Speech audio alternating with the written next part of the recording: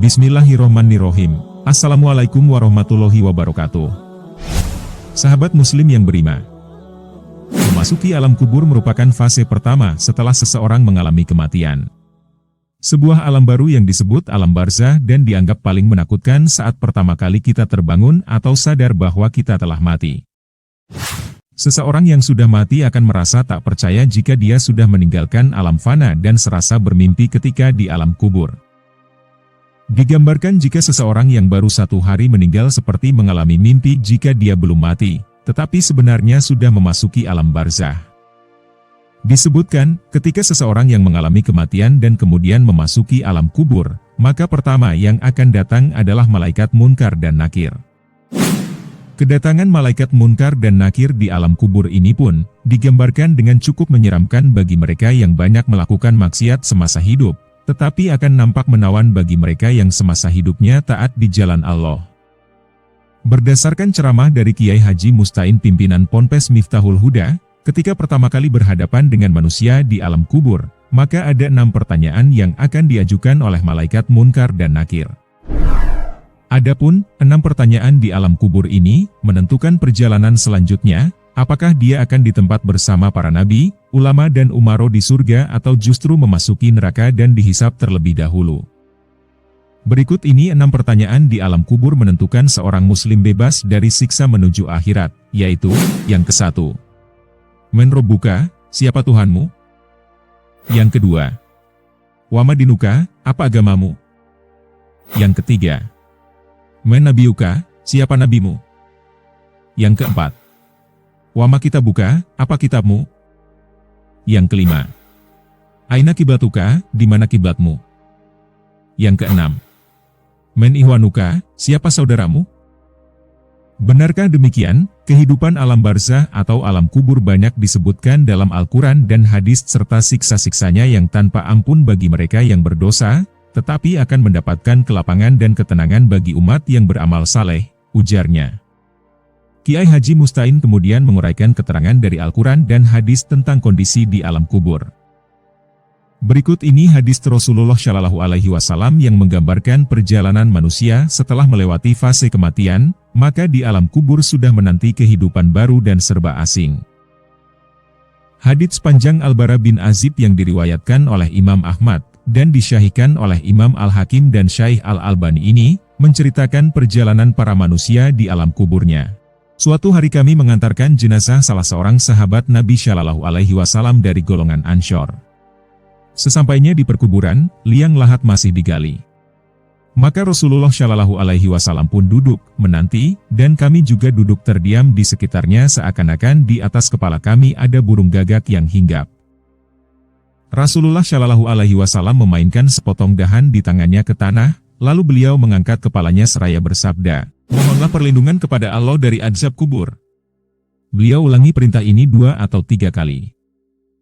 Kemudian beliau bersabda, "Seandainya seorang yang beriman sudah tidak lagi menginginkan dunia dan telah mengharapkan akhirat, sakaratul maut, turunlah dari langit para malaikat yang bermuka cerah secerah sinar matahari. Mereka membawa kain kafan dan wangian dari surga lalu duduk di sekeliling mukmin tersebut sejauh mata memandang. Setelah itu turunlah malaikat pencabut nyawa dan mengambil posisi di arah kepala mukmin tersebut. Malaikat pencabut nyawa itu berkata, 'Wahai nyawa yang mulia, keluarlah engkau untuk menjemput ampunan Allah dan keridhoannya.' Maka nyawa itu, dengan mudahnya, keluar dari tubuh mukmin tersebut seperti lancarnya air yang mengalir dari mulut sebuah kendil. Lalu nyawa tersebut diambil oleh malaikat pencabut nyawa dan dalam sekejap mata diserahkan kepada para malaikat yang berwajah cerah tadi lalu dibungkus dengan kafan surga dan diberi wangian darinya pula. Hingga terciumlah bau harum seharum wangian yang paling harum di muka bumi. Kemudian nyawa yang telah dikafani itu diangkat ke langit. Setiap melewati sekelompok malaikat di langit mereka bertanya, 'Nyawa siapakah yang amat mulia itu?' 'Ini adalah nyawa Fulan bin Fulan.'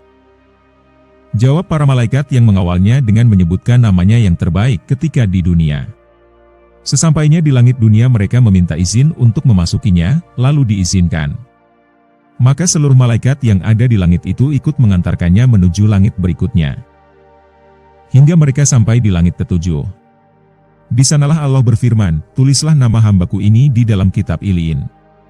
Lalu kembalikanlah ia ke jasadnya di bumi, karena darinyalah aku ciptakan mereka dan kepadanyalah aku akan kembalikan, serta darinyalah mereka akan kubangkitkan. Lalu nyawa tersebut dikembalikan ke jasadnya di dunia. Lantas datanglah dua orang malaikat yang memerintahkannya untuk duduk. Mereka berdua bertanya, siapakah Robmu? Robku adalah Allah, jawabnya.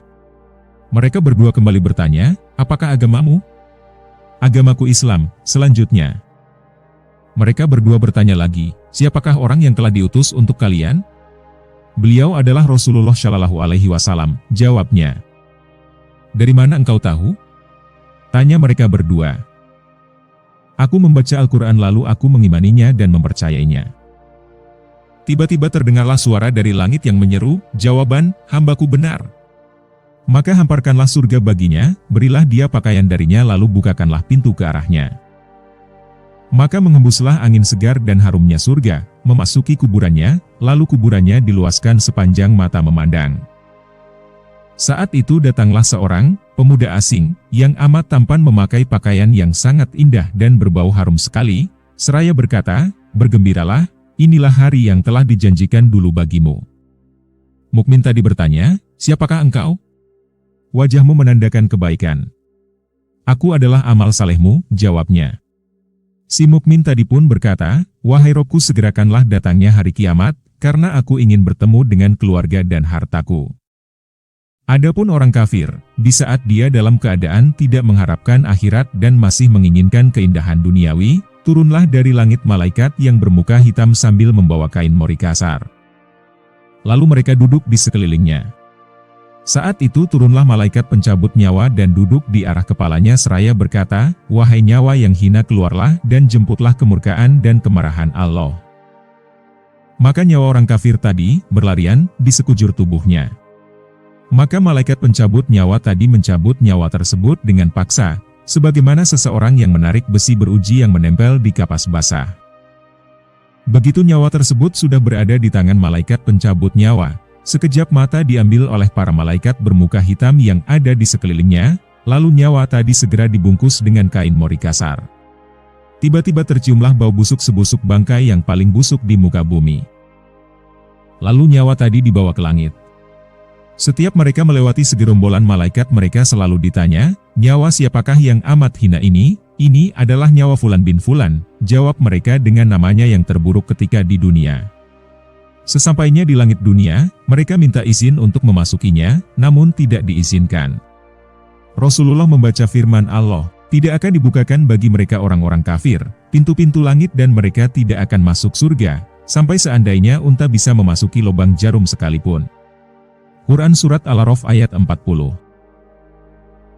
Itulah gambaran bagaimana kondisi seorang yang sudah berada di alam kubur, semua akan ditentukan lewat amal dan perbuatannya semasa hidup. Tentunya hal ini menjadi pelajaran bagi kita semua agar menjalankan perintah Allah dan menjauhi larangannya, ujar Kiai Haji Mustain. Lantas bagaimana dan apa yang harus kita lakukan untuk menghadapi kematian? Maka perbanyak amal ibadah-ibadah. Bahkan agar terbebas dari siksa alam kubur dan bisa menjawab 6 pertanyaan itu, selain menjalankan semua perintah dan menjauhi larangan Allah, maka kita harus tetap memanjatkan doa. Berikut ini doa agar terlepas dari siksa alam kubur yang diajarkan Rasulullah Shallallahu Alaihi Wasallam. Ya Allah, aku berlindung kepadamu dari azab kubur, azab neraka, cobaan hidup dan mati, dan fitnah Dajjal yang terhapus dari rahmat Allah. Demikian penjelasan tentang 6 pertanyaan di alam kubur. Semoga videonya bermanfaat bagi yang menontonnya. Wassalamualaikum warahmatullahi wabarakatuh.